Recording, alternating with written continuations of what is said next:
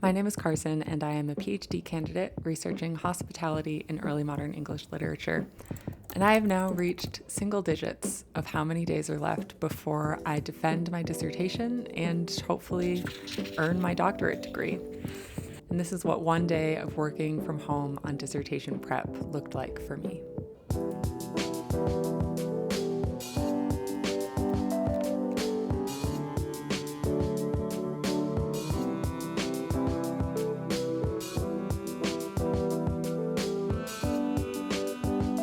I am feeling extremely nervous about the defense. I have definitely never been so stressed in my life, but I also know that my advisor never would have let me schedule this defense unless she felt sure that I was ready to go in and pass.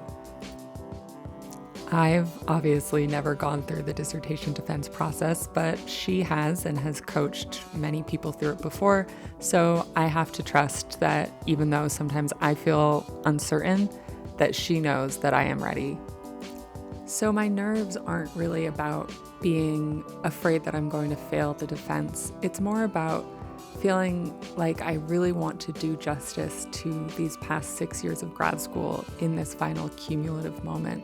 And I want to go in as prepared as possible so that I can look back on this as the capstone to all of these years of research and writing and look at how I performed during the defense and feel certain that I did truly do my best.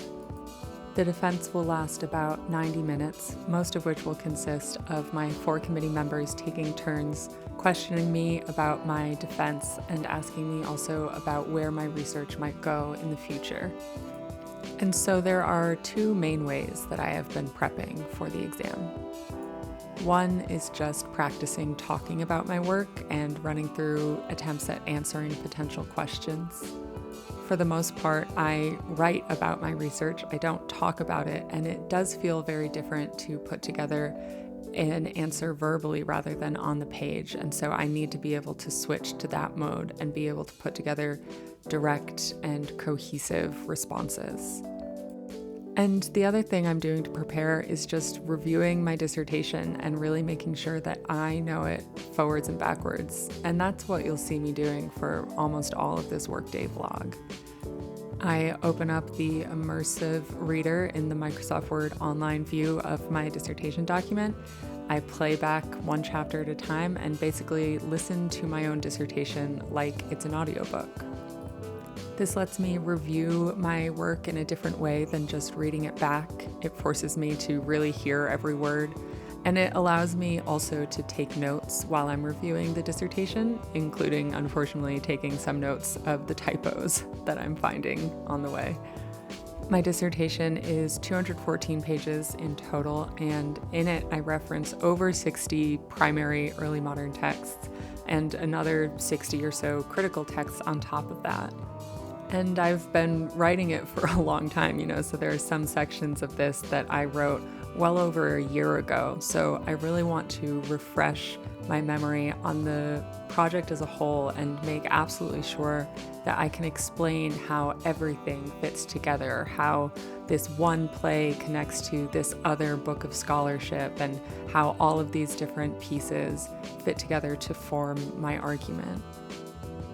And as I'm going through and reviewing, I'm also writing up some notes, which I'm not sure if I'll actually reference during my exam, but just going through the process of making these notes is helpful to reinforce my familiarity with the dissertation. One of the things I'm working on, for example, is writing a 1-page overview for each chapter, just to put a really succinct breakdown on the page of the major arguments and critical sources and primary sources I'm drawing from in each chapter. I've even been going through and making lists of some of the data about the primary texts I'm referencing, which I don't expect to actually be quizzed on. I don't think that my committee is going to ask me about the date distribution of my primary texts, but it might be helpful at some point for me to know that of my 62 total primary texts referenced, 33 are written between 1600 and 1620, with 11 falling between 1620 and 1642, and 15 falling prior to 1600. But again, really the point of making these notes is just the act of making them, of going back over and over my dissertation, making sure I have a clear picture in my head of how the whole thing fits together. And so that is what you are watching me do in this workday vlog.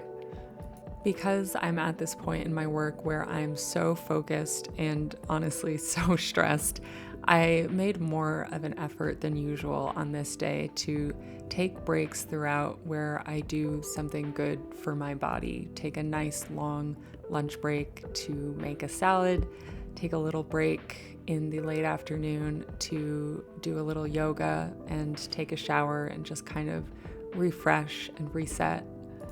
These are the kinds of things that I always tell myself I'm going to do during my workday, but I often don't actually do them.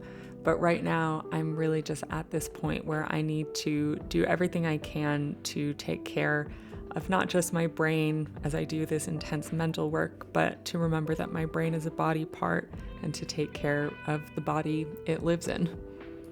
And it's not like everything I do needs to be in service of productivity, but it is also true that taking breaks makes you more productive. I can't work at a sprint all the time. I need to step away, I need to reset, I need to refuel in order to be able to do a long work day, which is what I did here today. I have always taken a lot of care through these 6 years of grad school to try to avoid burning out. This is such a long endeavor. It's such a sustained, intense academic project that it is really easy to get overwhelmed and to just totally throw yourself in and run yourself into the ground. But in order to keep working and in order to see this through to the end, I've had to make sure that I set reasonable work hours and that I clock out at the end of the day. Usually I work around 10 to 6. I wish I were more of a morning person, but I am just not. And I get my work done between those hours. Sometimes if I'm feeling motivated, I'll push a little longer. If I'm on a deadline of some kind, of course, I'll work longer hours. But for the most part, if I have gotten through the work that I set for myself for the day, or if just the end of my work day has arrived, I close my computer for the day and the work is done. All of these habits that I have worked on establishing are with the view of working sustainably. But the thing is, I don't actually need to work sustainably anymore because I don't need to sustain this for very much longer. The whole idea of practicing these sustainable working habits has been to make sure I don't burn out before the end, but I am now basically at the end. And I have been just operating at this degree of stress and concern over being fully prepared that it doesn't actually make me relaxed to step away from my work. I can't really disconnect. All I do is obsess over preparing and wonder whether I should be doing more. And so it actually kind of helps me feel more relaxed at this point to be glued to my computer, to be just constantly working so that I know I have that peace of mind that I'm doing everything I can to be prepared. So this ended up being a work day that went from 11 o'clock in the morning until 11 o'clock at night, with some breaks in there to step away and recharge. And this is not something I recommend. Don't do this unless you absolutely have to, but at this point, I had to. I have been running towards this finish line for 6 years now at a nice, slow, sustainable pace, and now it is time to reach into the fuel reserves, kick into that finishing sprint, and cross that finish line. And in just a handful of days, I'll be there.